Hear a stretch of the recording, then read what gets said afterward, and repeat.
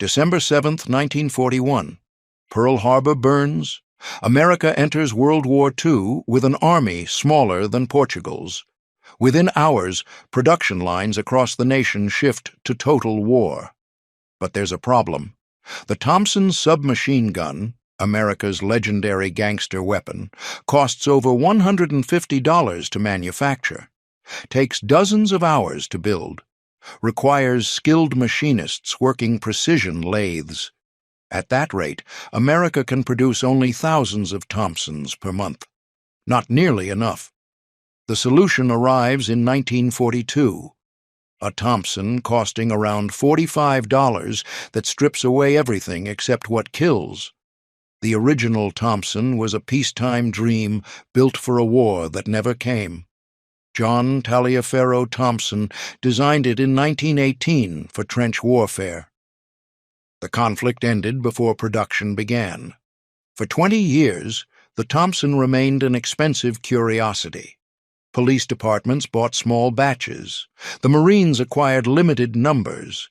Most Americans knew it from newsreels of Chicago gangsters and federal agents.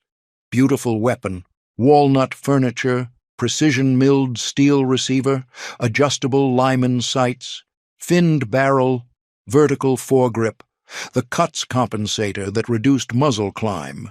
Every part machined to jeweler's tolerances.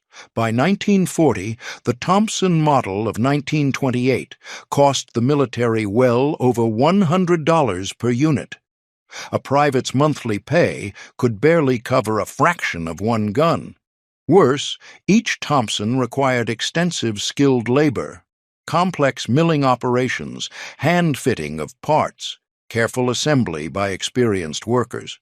Auto Ordnance Corporation, the manufacturer, produced them in limited batches, quality over quantity, craftsmanship over speed. Then came 1941. The M1 simplified some features but retained the essential complexity. Still expensive, still required extensive machining. The Blish lock, a delayed blowback system based on questionable physics, demanded precise tolerances. The adjustable rear sight needed careful calibration. The separate firing pin, hammer, and disconnector assemblies required hand-fitting. America needed millions of submachine guns. At this rate, they'd get thousands. Army Ordnance approaches the production crisis systematically. They partner with Savage Arms Corporation in spring 1942. Together, military engineers and Savage designers study the Thompson. They see what needs to change. The gun is over-engineered for its actual use. Submachine gun combat happens at close quarters, usually very close, where precision sights mean nothing, where a cuts compensator is dead weight, where beautiful walnut stocks splinter under combat conditions. Working under Army guidance, they strip everything. The M1A1. Thompson emerges from this collaborative simplification: fixed aperture rear sight, no cuts compensator, smooth barrel, simplified bolt design that eliminates the Blish lock entirely, simple blowback operation, heavier bolt, stronger recoil spring, horizontal foregrip optional, usually omitted, the complex firing mechanism replaced with basic components, stamped parts where possible, rough Parkerized finish instead of careful bluing. The transformation is brutal. The elegant Thompson becomes a crude killing tool. The price drops to around $45. Production time slashed dramatically.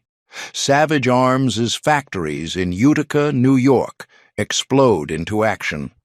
3 shifts, 24-hour production. Where Auto Ordnance built limited numbers, Savage builds thousands upon thousands. The simplified design means workers new to firearms can assemble them. Many women join the production lines. Workers of all ages contribute to the war effort. The M1A1 pours from the factories. September 1943. Production supervisors at Savage tally impressive numbers. Tens of thousands of M1A1 Thompsons completed monthly. More than auto ordnance built in decades. The simplified Thompson outproduces every previous variant, not because it shoots better, not because soldiers prefer it, because it can be built by anyone, anywhere, fast. The numbers tell the production story. Original model of 1921, limited production over many years. Model of 1928, small military contracts. M1, Thompson, several 100,000 units. The M1A1, over 500,000 produced by Savage during the war.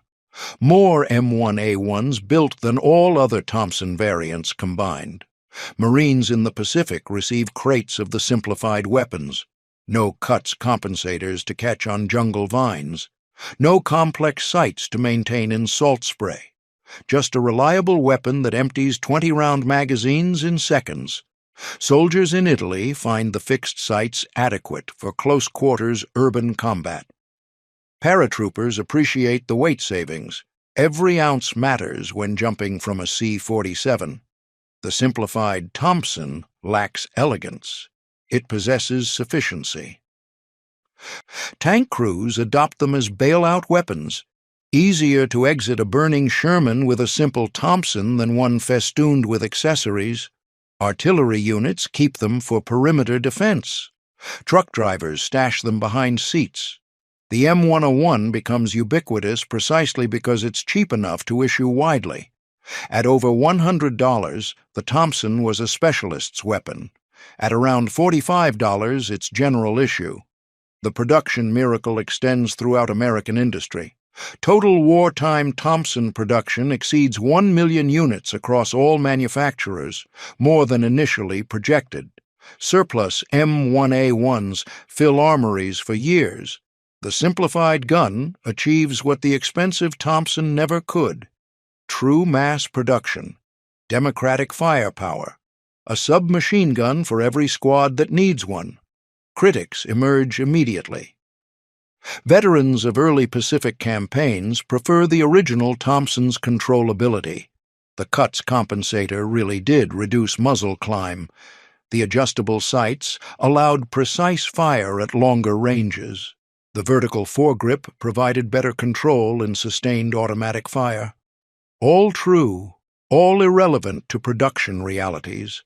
The M101 trades refinement for availability. Better to have multiple adequate Thompsons in a rifle squad than one perfect Thompson in the company arms room. The simplified Thompson serves through World War II and Korea.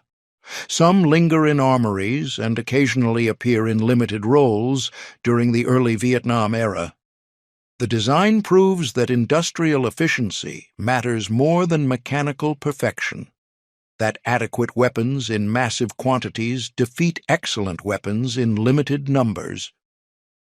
That winning wars requires arithmetic, not artistry. By 1944, the M3 grease gun begins supplementing and eventually replacing many Thompsons. Costs around $20. Even simpler design, all stamped construction. The Thompson's era gradually ends, not because it failed, but because simplification has no limit in wartime. The M1A1 merely represents one step in the progression from crafted weapon to industrial product. The simplified Thompson stands as testament to American industrial pragmatism. When faced with production bottlenecks, Army ordnance and industry partners didn't just refine the manufacturing process.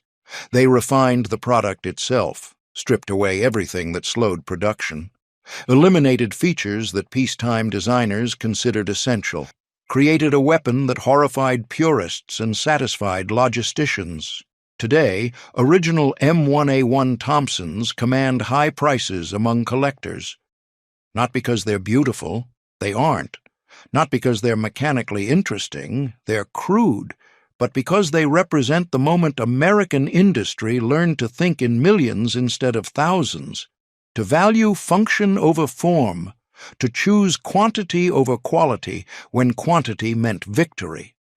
The Thompson submachine gun earned its reputation in the 1920s as a finely crafted American firearm.